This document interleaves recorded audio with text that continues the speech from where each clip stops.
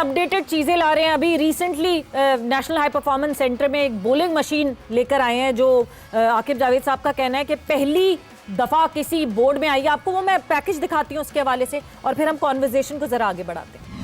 Pakistan cricket board ने अपने batters की सहूलत के लिए एक ऐसी जदीद मशीनरी इंस्टॉल की है नेशनल क्रिकेट एकेडमी लाहौर में, जिससे तमाम बैटर्स, चाहे वो इंटरनेशनल क्रिकेटर्स हों, डोमेस्टिक क्रिकेटर्स हों या अंडर 19 क्रिकेटर्स हों, बहुत मुस्तफ़ीद हो सकते हैं। ये बॉलिंग मशीन कैसे काम करती है, इसका क्या फ़ायदा है और इसमें कौन कौन से बॉलर से तमाम बैटर्स जो हैं वो प्रैक्टिस कर सकते हैं, आइए आपको दिखाते हैं। रवायती नेट प्रैक्टिस अब माजी का किस्सा। प्रैक्टिस में टेक्नोलॉजी का नया इंकलाब, अब सामने होंगे वर्चुअल बॉलर्स। रवायती बॉलिंग मशीन में बैटर्स के लिए रिलीज पॉइंट को समझना नामुमकिन होता था, मगर ट्रू मैन 3 जहां हर गेंद, हर एक्शन और हर रिलीज पॉइंट हकीकत के इंतहाई करीब महसूस होगा। Director high performance centres Aqib Javed ने कहा कि ट्रू मैन 3 मशीन देखते ही आधे घंटे में ऑर्डर कर दिया। कोच जो है वो आपके 60 बॉल 100 बॉल जितने खेलने हैं, डिफरेंट वेरिएशन से वो टैब में आपके पूरे प्रोग्रामिंग कर देगा। आप बैटिंग करने से आपको नहीं पता कौन सी इन स्विंग है, कौन सी आउट स्विंग है। ये स्मार्ट मशीन सिर्फ गेंद ही नहीं फेंकती, बल्कि बॉलर्स के कद, रिलीज पॉइंट और लेंथ के मुताबिक खुद को एडजस्ट भी कर लेती है। अब कोचेस मुख्तलिफ बॉलर्स, मुख्तलिफ रफ्तार और लाइन और लेंथ के साथ बैटर्स को हर गेंद पर सरप्राइज दे सकेंगे। अगली गेंद क्या होगी, बैटर को पहले से कोई अंदाजा नहीं होगा। आकिब जावेद ने कहा, इस मशीन में हम दुनिया के मुख्तलिफ बॉलर्स का डाटा डालकर बैटर्स को प्रैक्टिस करवा सकते हैं। वही उस दिन बाबर को करा रहे थे कि 3 बॉल लाइक 80 माइल्स, वो जो चौथा है वो 60 माइल्स। तो जो पेस वेरिएशन जो स्लोअर वन का है, एवरीथिंग इज देयर। 1 करोड़ से ज्यादा मालियत की बॉलिंग मशीन में दुनिया के किसी भी बॉलर का डाटा शामिल किया जा सकता है, लेकिन किसी इंटरनेशनल बॉलर का असल एक्शन इस्तेमाल करने के लिए पाकिस्तान क्रिकेट बोर्ड को कॉपीराइट की इजाजत दरकार होगी। बिल्कुल जी, ये देखें इतनी जबरदस्त जो है वो अपग्रेडेशन हो रही है नेशनल हाई परफॉर्मेंस सेंटर में। तो तनवीर, काम तो हो रहा है, हम रो क्यों रहे हैं 30 साल से? वो तो अब हो रहा है ना। अब वो आकिब जावेद साहब ने कहा कि इतने टाइम फ्रेम में पीछे कोई काम ही नहीं हुआ, किसी ने कोई काम ही नहीं किया। आकिब जावेद साहब तो 2000 में भी थे, वहां भी उन्होंने 8-10 साल तो काम किया एकेडमी के अंदर। क्या हुआ, कितने प्लेयर्स निकले नेशनल क्रिकेट एकेडमी में? मुझे कोई बताए ना भाई। मैं तो टीवी पे बात कर रहा हूँ ना, मैं कोई ढके छुपे बात तो नहीं कर रहा ना, या गली मोहल्ले में छुप के बात कर रहा हूँ। मैं तो टीवी पे आके बात कर रहा हूँ, मुझे बताए तो सही कोई। अगर इन चीजें आ रही हैं, चीजें इन चीजों से अगर कोई चीजें बेहतर हो जाएंगी तो यार आप मुझे बता दो। इस मशीन से आपको 2 फायदे बहुत अच्छे हो सकते हैं। एक, आप पेस की बात जो उन्होंने की वो फायदा हो सकता है, क्योंकि 90 या 90 प्लस तो हर फास्ट बॉलर तो बॉल नहीं कर सकता। वो आप मशीन पे प्रैक्टिस कर सकते हैं कि यार हर बॉल, अगर आप 100 बॉलें भी खेलते हैं तो 90 या 90 प्लस से आपका जो है वो बॉल आएगा। ये आपका फायदा हो सकता है। उसके बाद दूसरा फायदा जो है वो हाइट का फायदा है। ठीक है, 7 फीट से ऊपर अगर कोई बॉलर है, या 6.5 से ऊपर या 6.5 से ऊपर कोई फास्ट बॉलर है, उसकी हाइट से आप उसको एडजस्ट करके वहां से आप प्रैक्टिस कर सकते हैं। आपकी बाउंस का बड़ा फायदा होगा। दूसरी बात ये है कि इस मशीन में ये है कि सामने से आपको एलसीडी शायद लगी हुई है, जहां तक मेरा अंदाजा यहाँ पे एलसीडी फ्रंट पे शायद लगी हुई होगी। वहां से अगर कोई फास्ट बॉलर भागता हुआ आ रहा है तो वो तो ना, जब वो बॉल रिलीज करेगा आप तो उसका हाथ तो चेक ही नहीं कर सकते। आप हाथ कैसे चेक करेंगे? ये मैं आप एक आइडिया दे रहा हूँ। हाँ। ठीक है ना, कि अगर आप नहीं तो कोचेस भी तो कोई काम करेंगे ना, सिर्फ बॉलिंग मशीन थोड़ी काम करेगी। नेशनल हाई परफॉर्मेंस सेंटर में कोचेस क्या कर रहे हैं फिर? बिल्कुल, जिस तरह आकिब जावेद ने बोला ना, ग्राउंड जाने की जरूरत ही कोई नहीं है, आप स्टैट्स पे ही टीम सेलेक्ट हो जाएगी। उसी तरह मुझे यही लगता है इनको ग्राउंड जाने की जरूरत नहीं होगी, पूरा दिन इसी मशीन पर प्रैक्टिस करते रहेंगे। अपने लिए इजी करना है ना, गर्मी में क्या करना है, जाके कुछ सिखाना थोड़ी है। मतलब इंडोर मशीनें लेके आ जाओ, बस यही प्रैक्टिस करवाते रहो। नहीं, आज तीसरा दिन है टेस्ट कैंप का, मतलब है गर्मी में कर रहे हैं प्लेयर्स, ऐसी बात नहीं है। चले सिनेरियो बेस्ड मैचेस हो रहे हैं मुसलसल। बिल्कुल सब कुछ हो रहा है। चले आप भी इधर ही, मैं भी इधर ही हूँ। थोड़ा अरसे बाद पता चल जाएगा इस मशीन से कितना फायदा हो रहा है। अच्छा, उसके बाद जब बॉलर भागता हुआ आया इस मशीन के जरिए, जो एलसीडी अगर लगी हुई है, तो जो सर्किल बना हुआ है जहां से बॉल रिलीज होगा, वहां से आपका समझ लें हाथ को आपको चेक नहीं होगा।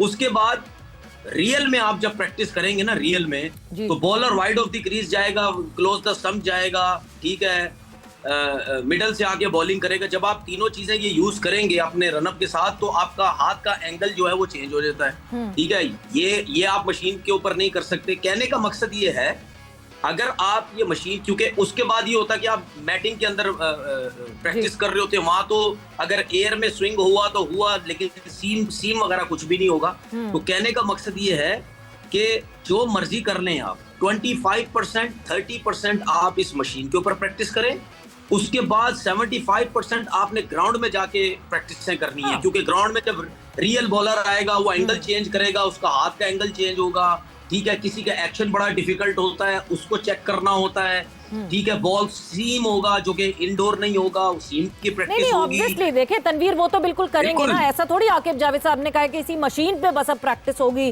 कोई कोचेस नहीं होंगे, हम ग्राउंड की शक्ल भी नहीं दिखाएंगे लड़कों को, ये तो बिल्कुल कहा है। अब इस टेस्ट स्क्वाड, ये जो टेस्ट स्क्वाड अनाउंस हुआ है तनवीर, हमने वेस्ट इंडीज जाना है, उसके बाद हमने इंग्लैंड जाना है, दो डिफरेंट एनवायरनमेंट, दो डिफरेंट कंडीशंस है, उसी में ये पूरा टेस्ट स्क्वाड जो है वो आपको खेलते हुए दिखेगा। हमने 25 जुलाई से 10 तक जो है वेस्ट इंडीज में मैचेस खेलने। What to expect from this squad, और आप सेटिस्फाइड हैं स्क्वाड से? देखिए, मैं शाहनवाज दानी का नाम होना चाहिए था, मुझे बड़ा अफसोस हुआ कि दानी का नाम नहीं है। मोहम्मद अली का नाम डाला गया, डोमेस्टिक में परफॉर्मेंस, भाई उससे पहले जब टेस्ट टीम से खेले थे 4 मैचेस में 6 आउट है, 104 का स्ट्राइक रेट है, 104 का स्ट्राइक रेट है। इसका मतलब वो बिल्कुल, मतलब यानी एक एवरेज बॉलर टेस्ट क्रिकेट में नजर आए। क्या उनकी सिलेक्शन सिर्फ वाइट बॉल क्रिकेट से हो रही है या थोड़े से आउट करके उनको टीम में लाया गया है? उबैद शाह तकरीबन पिचें भी कैसी थी ना तनवीर, जिस तरह की पिचेस हम बना के दे रहे थे, हम कैसे किसी फास्ट बॉलर को ब्लेम कर दें? हाँ, तो फिर बात यही है ना, फिर उसमें से जो सबसे ज्यादा आउट कर रहा, फिर उसका नाम क्यों नहीं आना चाहिए? अगर शाहनवाज दानी 6 मैचेस में 28 आउट कर सकता है, ओवरऑल उसके कोई 130-35 आउट हैं फर्स्ट क्लास क्रिकेट के अंदर, उबैद शाह के 16 मैचेस या 16 मैचेस या 14 मैचेस में 72 आउट है, तो किसका नाम आना चाहिए था? क्या शाहनवाज दानी का नाम नहीं आना चाहिए था? तो शाहनवाज दानी तो सबसे पहले इससे मिसबा से पूछेगा कि भाई आप सिलेक्टर है। पहली तो बात ये, मिसबा सिलेक्टर कैसे बन सकता है? उसको, वो डिपार्टमेंट का हेड है, वो डिपार्टमेंट चलाता है, वो हेड कोच बन जाता है जब भी वो शाहनवाज डिपार्टमेंट से तो खेलते हैं मेरा ख्याल से। तो मैं यही तो कह रहा हूँ ना, तो फिर मुझे बताएं ना कि शाहनवाज दानी अगर ये बोले, मिसबा से जाके पूछे कि भाई मेरा नाम क्यों नहीं आया, डिपार्टमेंट के और लड़कों का नाम आ रहा है तो मेरा नाम क्यों नहीं आ रहा, मैं तो परफॉर्मेंस दे रहा हूँ, तो फिर उसके बाद मिसबा के पास क्या जवाब होगा? मिसबा के पास क्या जवाब होगा? नहीं, आपके कहने का मतलब ये कि और लड़कों का नाम इसीलिए आया टीम में कि वो उस डिपार्टमेंट से खेलते हैं। मोहम्मद उबैद जफर आए टीम में, नहीं बिल्कुल। मैं ये देखिए, मेरे सोचने से पहले हो सकता था नहीं सोचेगा, तो अगर मैंने भी एक मिसाल दे रहा हूँ, अगर मैंने भी ये चीज सोची है तो क्या पहले ये सब कुछ नहीं होता रहा? हमारे टाइम पे भी ये सब कुछ होता रहा। मैं भी एक टाइम पे खेलता था, मेरे साथ भी ज्यादती हुई, ठीक है, हमारे डिपार्टमेंट के लोग थे उस टाइम सिलेक्टर, मेरा नाम नहीं आया, तो क्या मैंने नहीं सोचा होगा कि यार ये क्या हो गया मेरे साथ? दूसरा, नुमान अली की मैं बात करता हूँ भाई, नुमान अली 40 साल का है, खत्म हो गई क्रिकेट बॉलिंग उसकी। अभी नुमान अली 2 सीरीज पहले तो वो तो नेथन लैन से भी बड़ा बॉलर बना हुआ था, वो तो रेंगना हेरात से भी बहुत बड़ा बॉलर बना हुआ था, बकौल हमारी जिस किस्म की आकिब जावेद साहब ने पिचेस बना के दी। और आकिब जावेद कहते हैं कि पाकिस्तान में जितनी भी क्रिकेट हो रही है हम जीत रहे हैं। उन्होंने मेरी इस बात का बिल्कुल जवाब नहीं दिया कि यार हमारे बैट्समैनों की क्रिकेट खराब हो रही है, हमारे फास्ट बॉलर खत्म हो रहे हैं टेस्ट क्रिकेट के अंदर। वो खुद फास्ट बॉलर हैं, उन्होंने कोई ऐसी बात नहीं की। उसके बाद आपने आसिफ अफरीदी को डेब्यू करवा दिया, ये सबको पता है क्यों करवाया, ये सबको पता है क्यों जाहिर सी बात है, किसी को नहीं पता, फ्रेंचाइज का था, करवा दिया डेब्यू। क्यों करवाया? मतलब अगर उसने डेब्यू में 5 आउट किए तो वो कैसे टीम से बाहर हो सकता है? मुझे ये बता दो आप। एक 39 साल के लड़के को आपने डेब्यू करवाया और 40 साल के लड़के को आपने बाहर कर दिया, जिसका सबसे अच्छा स्ट्राइक रेट है 48 का, नुमान अली का। तो मुझे तो नहीं समझ आती। ठीक है, आप उस्मान अली को लेके आए हैं, गुड, अच्छा लगा आपको, उसकी परफॉर्मेंसेस भी हैं, बैटिंग भी कर सकता है, लेफ्ट आर्म स्पिनर है, सब कुछ है, लेकिन रीजन ये है कि जिस तरीके से आपने नुमान को बाहर किया वो तरीकेकार गलत है। देखें, पाकिस्तान की पिचेस के अंदर जिस किस्म का भी आप स्पिनर खिलाएंगे, जाहिर सी बात है वो बिल्कुल ही फारिग तो नहीं होगा ना, आप सब आउट करेंगे। क्या आसिफ अफरीदी को आपने खिलाया, उसने 5 आउट नहीं किए? नुमान और साजिद ने बर्बादी फेर दी दूसरे बैट्समैनों की, क्या उन्होंने आउट नहीं किए?